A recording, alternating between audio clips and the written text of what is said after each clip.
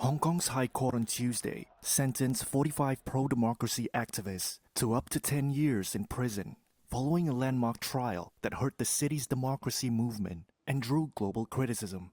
The charges were for holding an unofficial vote in 2020 to choose candidates for a legislative election. 47 pro-democracy activists were arrested and charged in 2021 under Beijing's national security law. Prosecutors accused the activists of conspiracy to commit subversion. One of them is former legal scholar Benny Tai.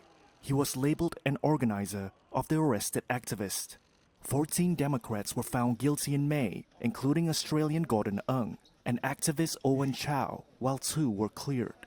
The other 31 pleaded guilty and have now been sentenced. In the early hours of Tuesday morning, supporters were waiting for the verdict outside the West Kowloon Magistrates Court. Police set up tight security as hundreds lined up with umbrellas in the light rain to get a seat in the main courtroom and overflow areas.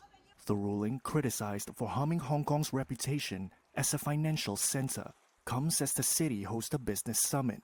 But the Chinese and Hong Kong governments say the national security laws were needed after the 2019 pro-democracy protest and the activists were treated in accordance with local laws.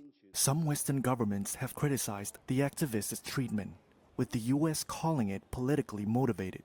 U.S. President-elect Donald Trump's nominee for Secretary of State, Marco Rubio, has strongly criticized the trial.